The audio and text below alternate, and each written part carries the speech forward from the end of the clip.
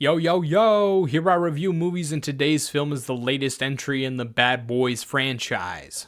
Bad Boys Ride or Die.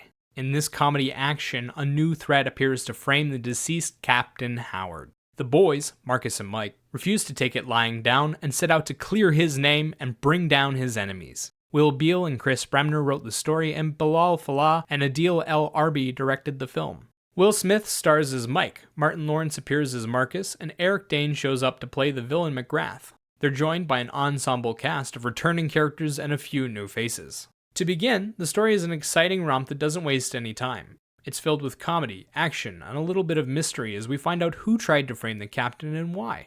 It's easy to get wrapped up in. For humor, they had a large variety of jokes, gags, and funny situations. They even managed to work the comedy into a lot of the action and created great moments like the black jelly bean scene. For action, you get ridiculous shootouts where everything explodes. There's lots of great kills and a ton of brutal moments for the villains to show off. In the end, it becomes a deathmatch between ruthless professional killers and a ragtag team of cops. The cast are playing overdramatic stereotypes for the most part, but they do it well. You have the cops playing action heroes and the villains playing vicious thugs.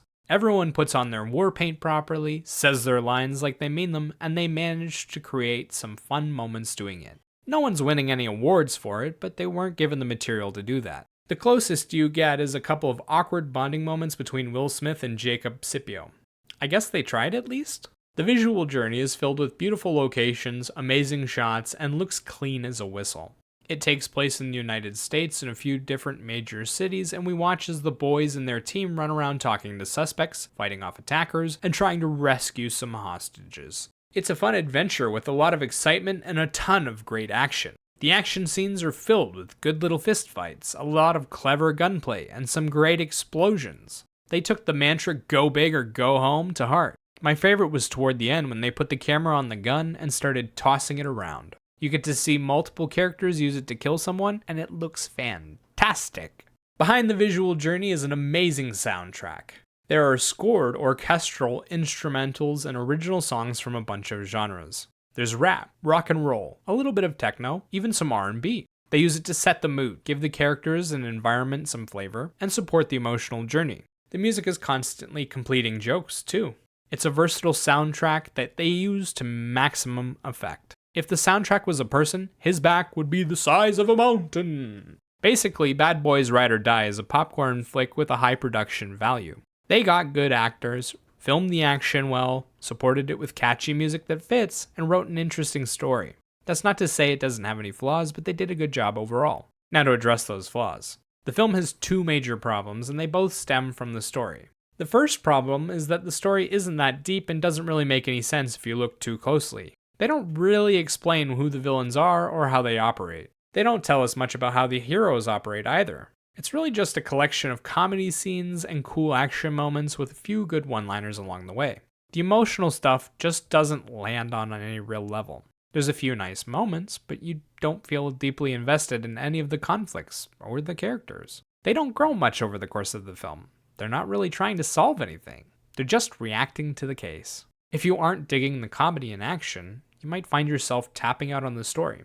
It doesn't have anything to offer beyond that. The lack of emotional depth ends up hurting the cast quite a bit. There are a number of big emotional conflicts they could have chosen to explore, but instead they made everything comedic. The few emotional moments aren't very long or well fleshed out, so the audience gets snippets of feelings. With nothing to do beyond striking action poses and telling jokes, there's no way for the actors to stand out. Finally, the film isn't trying anything new. This is a predictable action film with a lot of the Will Smith staples in it. They literally rip lines from his other films like Hancock and I Am Legend. Like at one point he turns to a character and says, "Call him an asshole one more time, I dare you." The film also treads over a lot of the same ground the previous films did. It's fun from a nostalgic sense, but it's also a little cliche. If you're hoping for something new, you won't find it here. Personally, I enjoyed the film a lot, but I didn't go in expecting a masterpiece. It was a good popcorn flick with awesome action, funny jokes, and a ton of good shots. I was actually amazed at how well Lawrence did.